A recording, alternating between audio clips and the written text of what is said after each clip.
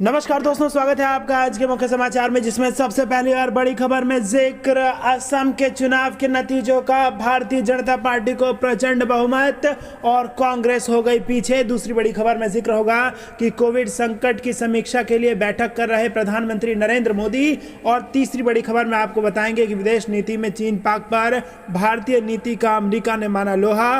और इसी के साथ दोस्तों आपको बता दें कि प्रधानमंत्री मोदी की जो बड़ी बैठक है उसमें बड़ा फैसला किसी भी वक्त हो सकता है। हर एक खबर की गहराई में आपको ले जाएंगे, लेकिन उससे पहले अगर आपको भी देश की सेना और पीएम मोदी पर पूरा भरोसा है तो आप अभी इस वीडियो को लाइक कीजिए और इस लाल बटन को दबा के चैनल को फ्री में सब्सक्राइब करके घंटी बजाकर कमेंट में लिखिए जय हिंद। दोस्तों रुक करते हैं तमाम बड़ी खबरों की तरफ। असेंबली इलेक्शन 2021 असम में शुरुआती रुझानों में बीजेपी को बहुमत, कांग्रेस पिछड़ी। जी हां दोस्तों, 5 राज्यों में हुए विधानसभा चुनावों के नतीजे सामने आने लगे हैं। असम में शुरुआती रुझानों में भाजपा को बहुमत मिल गया है। रुझानों में भाजपा प्लस 70 सीटों पर आगे चल रही है, जबकि कांग्रेस प्लस 39 पर बढ़त बनाए हुए हैं। बता दें कि एग्जिट पोल में भी भाजपा के पुनः सत्ता में आने के दावे किए गए हैं। असम में 3 चरणों में चुनाव कराए गए थे। राज्य में 126 विधानसभा सीटें हैं और भाजपा ने सत्ता की बागडोर अपने हाथों में रखने के लिए पूरी ताकत झोंक दी थी। उसके सामने कई पार्टियों ने चुनौती पेश की, जिसमें कांग्रेस भी शामिल है। चुनाव आयोग के अनुसार राज्य में 3 चरणों में हुए चुनावों में कुल 82.04% मतदान दर्ज किया गया था। अंतिम चरण में सबसे अधिक 85.20% वोट डाले गए थे। 1 अप्रैल को दूसरे चरण में 80.96%, जबकि पहले चरण में 79.33% मतदाताओं ने अपने मताधिकार का प्रयोग किया था। भाजपा शुरुआत से ही कहती आई है कि वो राज्य की सत्ता में वापसी कर रही है। रुख करते हैं अगली खबर की तरफ। कोविड संकट की समीक्षा के लिए बैठक कर रहे हैं प्रधानमंत्री नरेंद्र मोदी। जी हां दोस्तों, प्रधानमंत्री नरेंद्र मोदी कोविड संकट की समीक्षा के लिए 9:30 बजे बैठक कर रहे हैं। प्रधानमंत्री नरेंद्र मोदी कोरोना के रिकॉर्ड मामलों को लेकर, मानवीय संकट को लेकर समीक्षा कर रहे हैं। इस बैठक में कोविड-19 को लेकर मानव संसाधन की स्थिति की समीक्षा की जाएगी। यह बैठक ऐसे वक्त हो रही है जब देश के कुछ हिस्सों से ऐसे खबरें आ रही है कि कोरोना के लगातार बढ़ते मामलों के कारण स्वास्थ्य कर्मियों की संख्या कम पड़ने लगी है। कोविड टेस्टिंग की व्यवस्था पर भी दबाव महसूस किया जा रहा है। इससे पहले की समीक्षा बैठक में सेना जैसे संस्थानों ने जोर देकर कहा है कि वे अस्थायी अस्पताल खोले जा रहे हैं और उनका मेडिकल स्टाफ आम नागरिकों को भी इलाज मुहैया करा रहा है जहां यह संभव है। केंद्र सरकार ने शुक्रवार को भी कोविड-19 महामारी को लेकर समीक्षा बैठक की थी। कोरोना से निपटने में लगे अग्रिम पंक्ति के स्वास्थ्य कर्मियों के लिए विशेष रूप से शुरू की गई बीमा योजना को 6 महीने के लिए और बढ़ा दिया गया है। प्रधानमंत्री नरेंद्र मोदी ने वीडियो कॉन्फ्रेंस के जरिए विभिन्न अधिकार संपन्न समूहों के कामकाज की समीक्षा के लिए बैठक की। मोदी ने अधिकारियों से यह पता लगाने के लिए कहा कि स्वास्थ्य सेवा क्षेत्र पर दबाव कम करने के लिए सिविल सोसाइटी के वर्करों का उपयोग किस तरह किया जा सकता है। रुख करते हैं अगली खबर की तरफ। विदेश नीति, चीन पाक पर भारतीय नीति का अमेरिका ने माना लोहा। जी हां दोस्तों, अमेरिका की शीर्ष खुफिया एजेंसी ने कहा है कि भारत ने पिछले साल ठोस विदेश नीति अपनाते हुए हिंद महासागर में सुरक्षा बढ़ाई है और आक्रामक अंदाज में दिख रहे चीन के साथ ही पाकिस्तान के प्रति भी अपना रुख और सख्त कर लिया है। डिफेंस इंटेलिजेंस एजेंसी के निदेशक स्कॉट बैरियर ने वैश्विक चुनौतियों पर कांग्रेस की सुनवाई के दौरान सीनेट की सशस्त्र सैन्य समिति से कहा, कोरोना के शुरुआती दौर में भारत ने पूरे दक्षिण एशिया, अफ्रीका व पश्चिम एशिया के देशों को चिकित्सा उपकरण उपलब्ध कराने और विदेशों में फंसे भारतीय नागरिकों को निकालने में खास भूमिका निभाई। वास्तविक नियंत्रण रेखा पर चीन की ओर से अपने क्षेत्र में अतिक्रमण की कोशिश के मसले के साथ कठोरता से निपटा। जून में गलवान घाटी में भारतीय चीनी सैनिकों की झड़प के बाद भारत ने 40,000 अतिरिक्त सैनिक, तोप, टैंक व विमान तैनात किए विवादित क्षेत्र पर कब्जा किया। दूसरी तरफ चीनी पोतों के जवाब में अदन की खाड़ी में अपने युद्धपोत भेजे। उधर चीनी मोबाइल ऐप व कंपनियों पर प्रतिबंध लगाकर आर्थिक मोर्चा खोले रखा। बैरियर ने बताया, पाकिस्तान को लेकर भी भारत रियायत के मूड में नहीं है। रुख करते हैं अगली खबर की तरफ। उत्तर प्रदेश के 2 करोड़ श्रमिकों के लिए सीएम योगी आदित्यनाथ ने 2 बड़ी योजनाओं का किया ऐलान। जी हां दोस्तों, अंतर्राष्ट्रीय श्रमिक दिवस के अवसर पर मुख्यमंत्री योगी आदित्यनाथ ने उत्तर प्रदेश के 2 करोड़ मजदूरों को सामाजिक सुरक्षा का कवच मुहैया कराने के लिए 2 योजनाओं का ऐलान किया। पहली योजना के तहत किसी दुर्घटना में श्रमिक की मृत्यु या अंग भंग या स्थायी दिव्यांगता होने पर उसे 2 लाख रुपए का सुरक्षा बीमा कवच मुहैया कराया जाएगा। वहीं बड़ी संख्या में आयुष्मान भारत योजना से छूटे श्रमिकों को 5 लाख रुपए तक का स्वास्थ्य बीमा कवर उपलब्ध कराया जाएगा। मुख्यमंत्री योगी आदित्यनाथ शनिवार को अपने सरकारी आवास पर वर्चुअल माध्यम से कामगारों व श्रमिक संगठनों के साथ संवाद कर रहे थे। सीएम योगी ने श्रमिकों से अपील की कि वे कोरोना से अपने व परिवार का बचाव करते हुए देश के नवनिर्माण में अपनी सक्रिय भूमिका निभाएं। मुख्यमंत्री योगी आदित्यनाथ ने कहा कि कोविड-19 की दूसरी लहर के दौरान प्रधानमंत्री गरीब कल्याण योजना के तहत निःशुल्क खाद्यान्न वितरण की व्यवस्था 5 मई से शुरू होगी।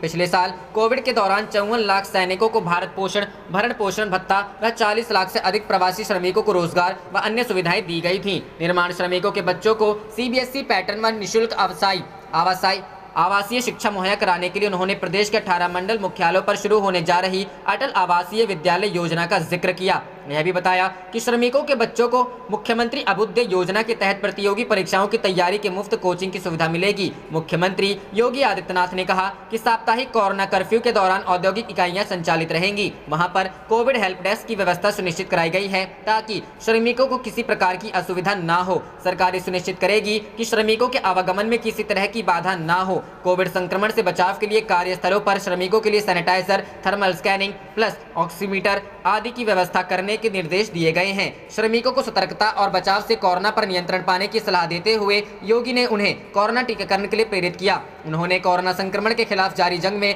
राज्य सरकार की ओर से किए गए इंतजामों की जानकारी दी। इस मौके पर मुख्यमंत्री योगी आदित्यनाथ ने कुछ श्रमिकों से बातचीत भी की। इनमें गौतम बुद्ध नगर के गौतम बघेल, अयोध्या के केदारनाथ यादव, आगरा के सोनपाल व अशोक कुमार और प्रयागराज के अरुण कुमार व दीपक कुमार वर्मा शामिल थे। मुख्यमंत्री ने इनसे पूछा कि क्या उन्हें राज्य सरकार की ओर से श्रमिकों के कल्याण के लिए चलाई जा रही योजना का फायदा मिल रहा है। इस पर सभी ने सकारात्मक जवाब दिया। वर्चुअल संवाद कार्यक्रम में श्रम एवं सेवायोजन मंत्री स्वामी प्रसाद मौर्य, श्रम राज्य मंत्री मनोहर लाल कोरी व अपर मुख्य सचिव श्रम सुरेश चंद्रा भी। रुख करते हैं अगली खबर की तरफ। बंगाल के चुनाव में छाए रहे बिहार के पीके से लेकर टीके तक नतीजों से प्रभावित होगी पटना की राजनीति। जी हां दोस्तों, पश्चिम बंगाल विधानसभा चुनाव के नतीजे आज आ जाएंगे। इन चुनाव नतीजों का बिहार की राजनीति पर काफी असर पड़ने की उम्मीद है। बंगाल के चुनाव में बिहार के मुद्दे लगातार छाए रहे, चाहे वह बिहार के टीके की बात हो या बिहार के पीके की बात हो। बिहार के सभी राजनीतिक दलों के नेता और कार्यकर्ता बंगाल के चुनाव नतीजों पर लगातार नजर बनाए हुए हैं। भाजपा कार्यकर्ताओं और नेताओं को इस चुनाव से अधिक उम्मीदें हैं, क्योंकि यह चुनाव जीतने पर उनकी पार्टी का बिहार और झारखंड में प्रभाव और बढ़ जाएगा। हम यहाँ आपको बताएंगे कि बंगाल चुनाव में बिहार किस तरह चर्चा में रहा और आज चुनाव नतीजों को लेकर बिहार में क्या हलचल है। बिहार के रहने वाले प्रशांत किशोर पश्चिम बंगाल की मौजूदा मुख्यमंत्री ममता बनर्जी के सबसे प्रमुख चुनावी रणनीतिकार के रूप में सामने आए। उन्होंने दावा किया कि पश्चिम बंगाल में फिर से तृणमूल कांग्रेस की सरकार ही बनेगी। अगर ऐसा होता है तो बिहार में राजद और कांग्रेस जैसे दलों के हौसले बुलंद होंगे, क्योंकि ये पार्टियां केवल इतना चाहती हैं कि बंगाल में भाजपा किसी तरह से चुनाव हार जाए। दूसरी तरफ अगर बंगाल में भाजपा चुनाव जीती है तो बिहार की सरकार में भाजपा का कद और बढ़ जाएगा। बंगाल में चुनावी प्रक्रिया के दौरान बिहार से जुड़े कई मुद्दे चर्चा में रहे। ममता बनर्जी ने कई चुनावी सभाओं में बिहार से गुंडे बुलाने का आरोप भाजपा पर लगाती रहीं। हालांकि प्रधानमंत्री नरेंद्र मोदी ने इसका पुरजोर विरोध किया। इसी तरह भाजपा ने जब बंगाल में मुफ्त कोरोना वैक्सीन का वादा किया तो ममता की पार्टी ने इसे बिहार में किए गए चुनावी वादे की तरह जुमला बताया था। पश्चिम बंगाल में बिहार के नेताओं ने भी खूब चुनावी सभाएं की। बंगाल में सबसे ज्यादा चुनावी सभा करने वाले बिहार के नेता बिहार सरकार में मंत्री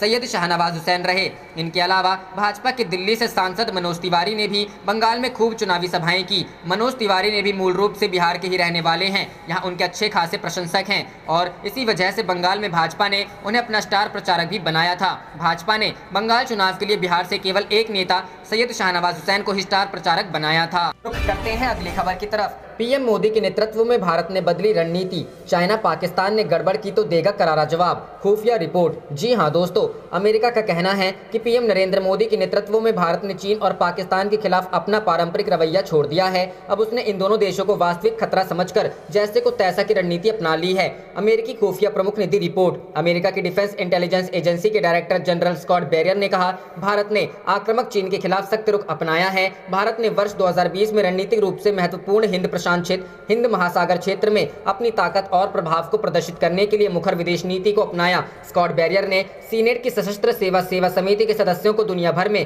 खतरों की जानकारी देते हुए यह बात कही।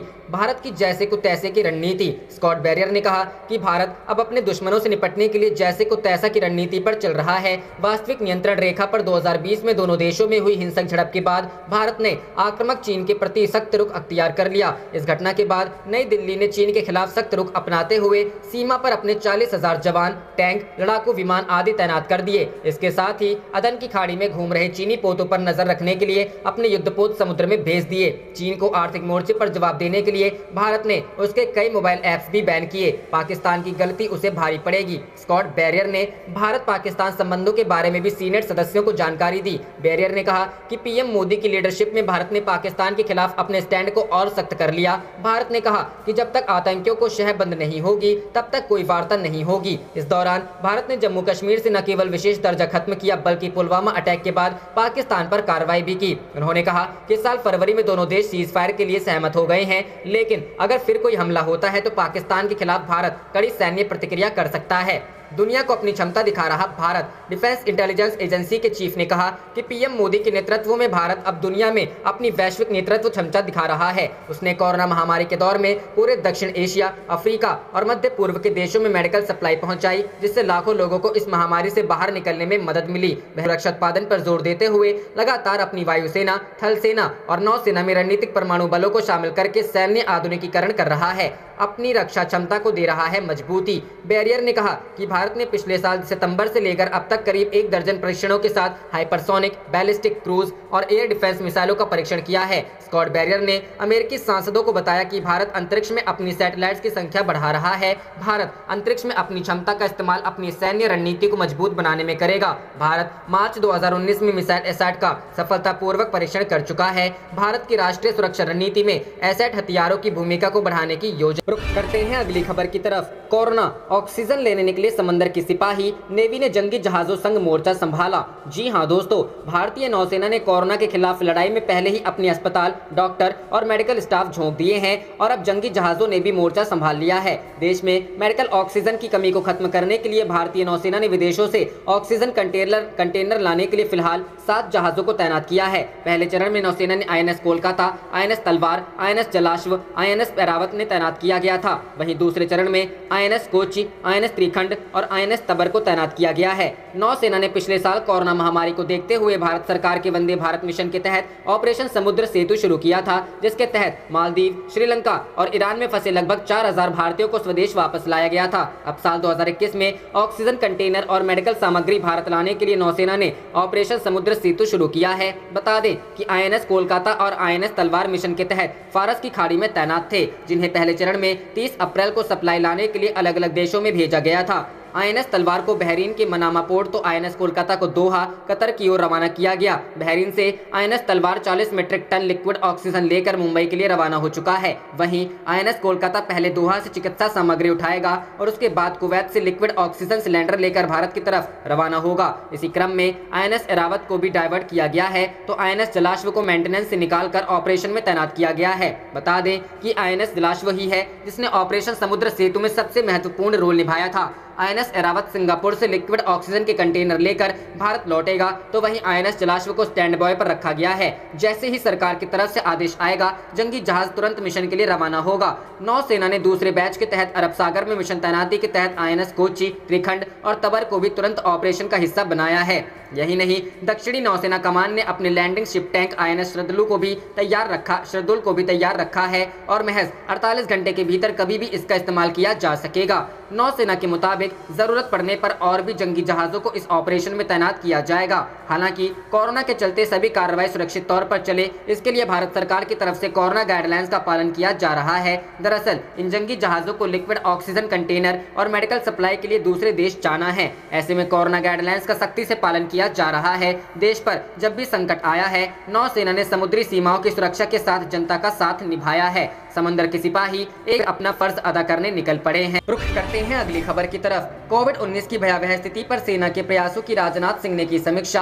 भारतीय नौसेना ने भी झोंकी ताकत। जी हां दोस्तों, देश में कोरोना के नए मामलों की रफ्तार बढ़ती जा रही है। इस बीच रक्षा मंत्री राजनाथ सिंह ने वर्तमान कोविड-19 स्थिति के खिलाफ लड़ाई में नागरिक प्रशासन का समर्थन करने के लिए रक्षा मंत्रालय और सशस्त्र बलों के प्रयासों की समीक्षा की। इस बात की जानकारी रक्षा मंत्रालय द्वारा साझा की गई। बता दें कि देश के तमाम हिस्सों में सेना के कंटोनमेंट बोर्ड ने नागरिक प्रशासन के साथ राज्यों को कोरोना संक्रमण के कहर से उबारने के लिए मदद का हाथ बढ़ाया बढ़ाया है। कैंटोनमेंट बोर्ड अपने चिकित्सा संसाधनों से सैन्य कर्मियों के साथ साथ जरूरतमंद आम नागरिकों को भी मेडिकल सहायता मुहैया करा रहे हैं। वहीं इस लड़ाई में भारतीय नौसेना भी आगे बढ़कर काम कर रही है। ऑपरेशन समुद्र सेतु 2 के तहत 7 भारतीय नौसैनिक जहाजों को विभिन्न देशों के लिक्विड ऑक्सीजन से भरे क्रायोजेनिक कंटेनरों और संबंधित चिकित्सा उपकरणों के लदान के लिए तैनात किया गया है। भारतीय नौसेना के मुताबिक INS तलवार को बहरीन की मनामा पोर्ट भेजा गया। INS कोलकाता को दोहा कतर की ओर रवाना किया गया। बहरीन से INS तलवार 40 टन लिक्विड ऑक्सीजन लेकर मुंबई के लिए रवाना हो चुका है।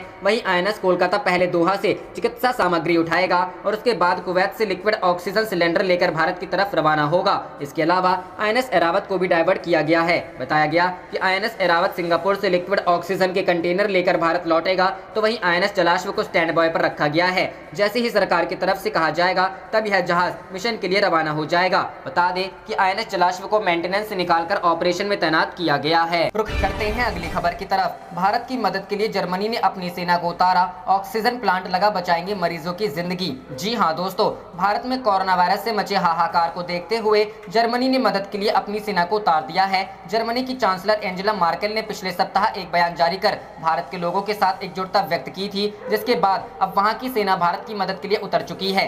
की बढ़ती डिमांड को देखते हुए जर्मनी ऑक्सीजन प्लांट भारत भेज रहा है। वहीं जर्मन वेंटिलेटर का एक बैच भी शनिवार को दिल्ली पहुंचने वाला है। इंडिया टुडे की रिपोर्ट के मुताबिक एक खास बातचीत में जर्मन कर्नल डॉक्टर थोरस्टेन वेबर ने कहा कि ऑक्सीजन उत्पादन संयंत्र भारत में भेजा जा रहा है और जब तक इसकी आवश्यकता होगी तब तक यह देश में रहेगा। कर्नल वेबर, जो कि जर्मन वायुसेना के प्रवक्ता हैं, और वो उपकरणों के साथ भारत के लिए उड़ान भी भरेंगे। इंडिया टुडे टीवी से बात करते हुए कर्नल वेबर ने कहा कि ऑक्सीजन प्लांट को तैयार करने में भारतीय तकनीशियों को ऑक्सीजन उत्पादन संयंत्र स्थापित करने में मदद करने के लिए तकनीकी टीम भी भारत आएगी। प्लांट लगने के बाद टीम जर्मनी लौट जाएगी। जर्मन एयरफोर्स की एयरबस 120 वेंटिलेटर और अन्य सामानों के साथ शनिवार को नई दिल्ली में लगभग 9:30 बजे लैंड करे। रुख करते हैं अगली खबर की तरफ। दिल्ली पहुंची 4.5 लाख वैक्सीन की डोज, 18+ लोगों को सोमवार से लगेगा टीका। जी हां दोस्तों, दिल्ली में वैक्सीनेशन के तीसरे चरण की शुरुआत को लेकर मुख्यमंत्री अरविंद केजरीवाल ने कहा कि सोमवार 3 मई से दिल्ली में कई केंद्रों पर वैक्सीन लगाई जाएगी। दिल्ली को 4.5 लाख वैक्सीन मिल गई है।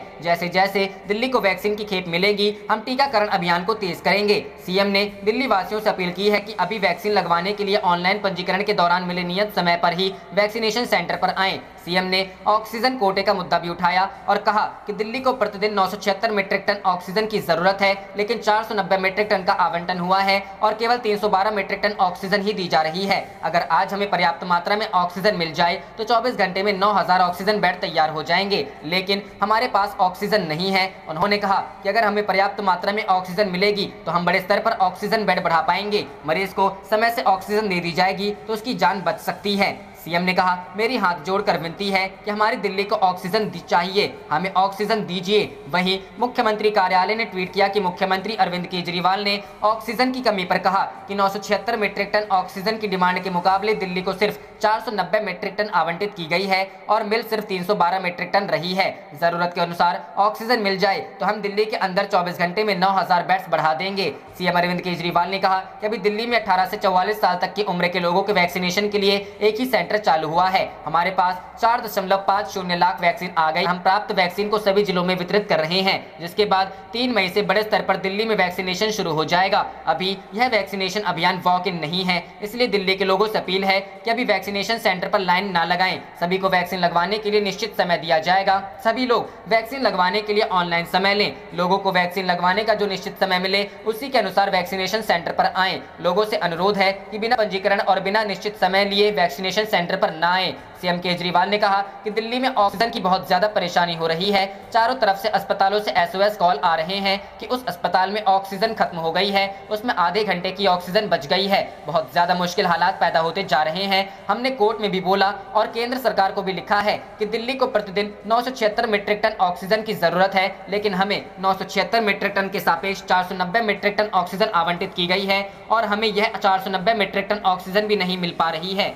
सीएम ने बताया कि शुक्रवार को केवल 312 मीट्रिक टन ऑक्सीजन आई है, दिल्ली को 976 मीट्रिक टन ऑक्सीजन की जरूरत है और उसके सापेक्ष अगर हमें 312 मीट्रिक ऑक्सीजन दी जाएगी तो कैसे काम चलेगा। आज सारे अस्पतालों के अंदर हाहाकार मचा हुआ है। कई अस्पतालों ने बोला है कि उनको अपने मरीज अस्पताल से निकालने पड़ेंगे। सीएम ने कहा कि दिल्ली को ऑक्सीजन चाहिए। मेरी अपील को जो भी सुन रहा है और जिन जिन लोगों को निर्णय लेना है उन सभी लोगों से हाथ जोड़कर विनती है कि हमारी दिल्ली को ऑक्सीजन चाहिए, हमें ऑक्सीजन दीजिए।